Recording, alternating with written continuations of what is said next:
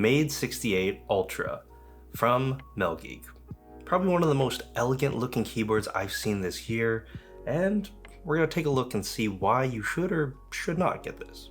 Coming in at a 65% form factor, it is a little bit confusing because it has 68 in the name, but that's because there's 68 keys. A little bit of a confusing part there, but overall, design-wise, it is incredibly elegant. Very, very minimal with a white chassis on the outside, all aluminum construction, has some panels on the outside that you can switch out. The base models do all come with this forged carbon look, and one of the biggest design features is this light bar in the back, which you can customize, and it honestly makes this stand out quite a bit. On the bottom side, you'll probably notice that there are no adjustable feet, and we just get these 4 rubberized rectangles right in the corners.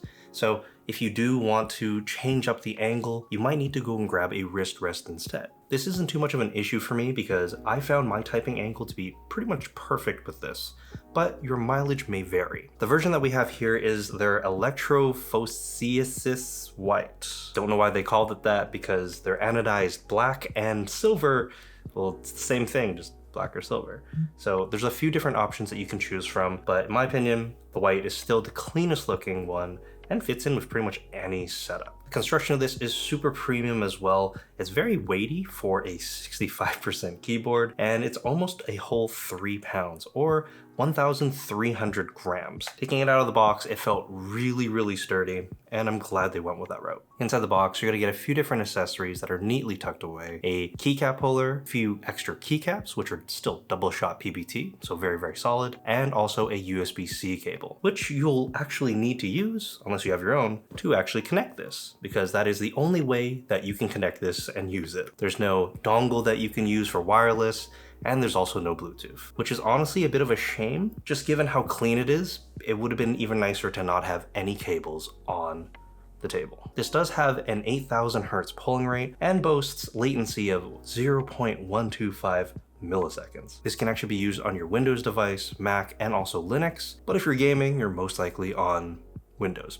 As we mentioned before, the keycaps are double shot PBT, and the legends are actually very, very well laid out. My version, since it's the white, has the black legends and the offsetting white ones for the accents, for the escape and the enter, and I think they actually look really, really clean. This is technically a hot swappable board as well, but it only works with magnetic switches. And that's one of the main reasons why this is primarily a gaming board, because it is a Hall effect board. This is using the TTC KOM switches, which does help with your gaming performance. I found that kind of going on whenever I was playing Marvel Rivals or even Monster Hunter. It does give a little bit of a competitive advantage. Well, at least not in Monster Hunter, but you know what I mean. Each one of these keys does have access to rapid trigger, so you don't have to kind of come all the way back up in order to re-trigger that motion again, which I can see it being very useful, especially when you're playing games like Valorant and CS. Just kind of helps move around a little bit better. You can also adjust the actuation point on each one of the keys as well, which does help in case you don't want to press an ultimate or fat finger something else. You can kind of make that a little bit harder to actually use. So you can make the WASD very, very sensitive, and everything that's around that a little bit harder. You can do all that via the Melgeek Hive, which you can download or use their web-based version, and for the most part, it is pretty intuitive. You can change pretty much anything else you want in there. Another unique feature I found myself using quite a bit when playing shooters was their snap tap. Now, this is kind of the part where I don't know if you would consider this cheating, because it's not a really normal motion you can actually pull off, at least not to the degree that you can with this. For example, you can hold down A to go left, and then just kind of tap D, and you just go jitter around. I can kind of see that being a little bit of an unfair competitive advantage, especially if you're playing pro, but if you're just a casual person like me, anything helps get me out of gold. As for the lighting, you do get per key RGB, which can be controlled on the keyboard by pressing FN and a variety of keys on the bottom row, or you can use their software again. The giant light bar can also be controlled that way as well, and is one of the more unique features on this keyboard. Design-wise, it's not something you see too often, and I think if you are typically playing games and whatnot, you're not gonna be looking down directly at your keys, but the giant light bar is a little hard to miss, and honestly, I kind of like that. Now, I will say though that the sound on this keyboard isn't exactly like the thockiest or clearest. I would say it's mainly a gamer board, and it's not winning any awards when it comes to the sound. But here's a quick sound test and you can be the judge.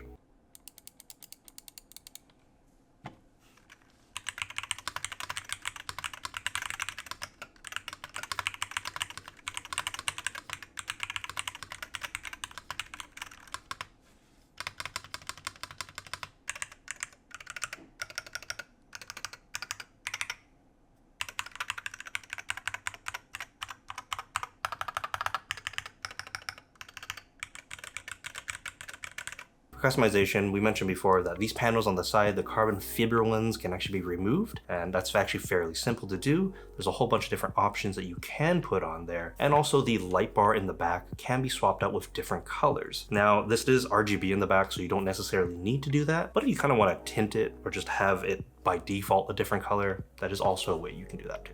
All in all, I think for $200 US, it's a very sleek package. It's very unique and does give a premium feel all throughout. It does have a few flaws, like the switches not sounding great, and also the connectivity, I think. That's something that can be improved, but it's still very, very solid. So thanks again for MelGeek for sending this one out for us to take a look at. And if you guys are interested in picking up one of these for yourselves, I'll leave it linked in the description. My name is Derek. I hope you enjoyed it.